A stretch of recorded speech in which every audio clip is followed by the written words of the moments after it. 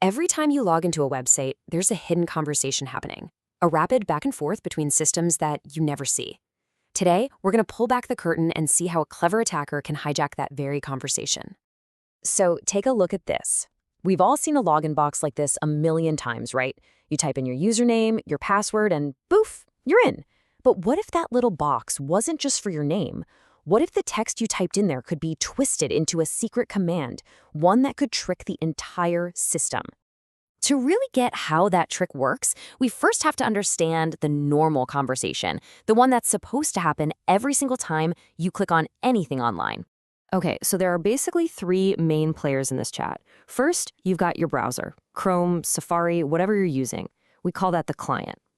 Then you've got the web server, which is kind of the brains of the whole operation. And finally, the database.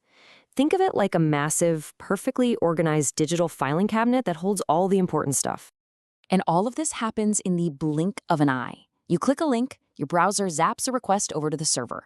The server turns around and asks the database, hey, I need this information. The database finds it, hands it back. The server quickly builds the web page you're meant to see and sends it all right back to your browser. It's a clean, perfect, orderly flow.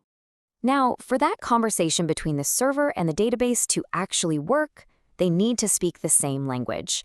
And that language is called SQL. SQL, which stands for Structured Query Language, is pretty much what it sounds like. It's a special language made up of commands that the server uses to tell the database what to do. Find some data, change some data, or even get rid of it entirely. To make this all feel a bit more real, let's just use this simple little database table. We'll call it bots. You can just think of it like a spreadsheet. We can look stuff up, we can change things, and yeah, we can delete things. The most common command, the one you'll see all the time, is select. This is how the server asks the database to find something. It's like saying, hey, database, select the names of all the bots and show them to me.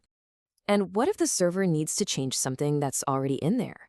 Well, for that, it uses the update command.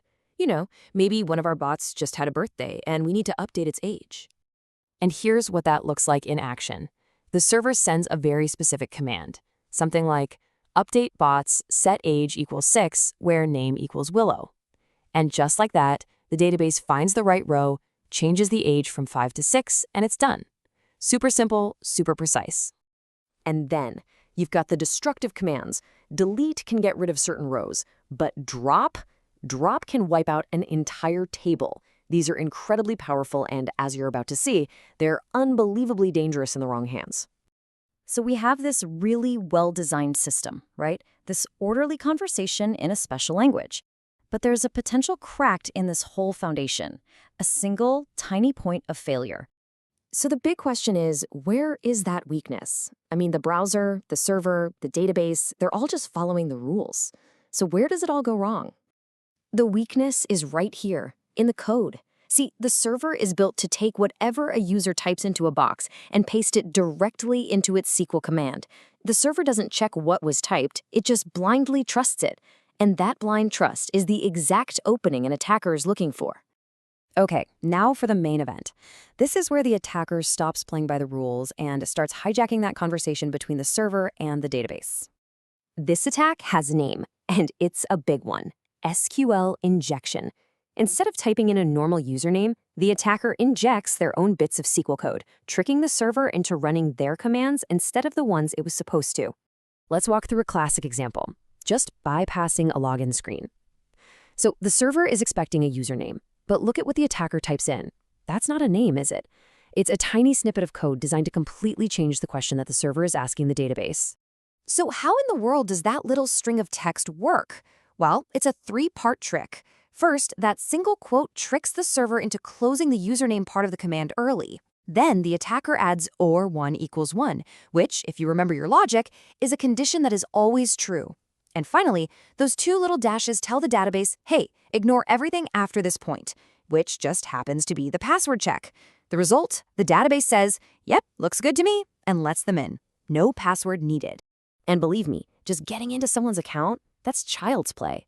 Once an attacker has this kind of control, things can get so much worse. Now look at this. The attacker uses the same trick to get in, but they've added one more little command. Drop table users. They aren't just trying to get in anymore. They are now telling the database to completely delete the table that holds every single user's information. And because the server blindly trusts that input, it passes that devastating command right along. Game over. Now, this isn't some theoretical problem from the history books. SQL injection has been one of the most common and damaging hacks for decades, all because of the incredible power a single well-crafted line of text can have. I mean, think about it. With this one technique, an attacker can leak all the data, change records, create fake users, or just delete everything. They basically get the keys to the kingdom. They can do anything the database itself is allowed to do, all because the server trusted one little input box it never should have. This quote from the source material just hits the nail on the head. When you put a user's raw text directly into your code, that person stops being just a user. They become a co-author of your commands. So the next time you type something into a search bar or a login form, just remember, you are starting a conversation with a server and a database. The only question is, are the systems on the other end smart enough to know who they're really talking to?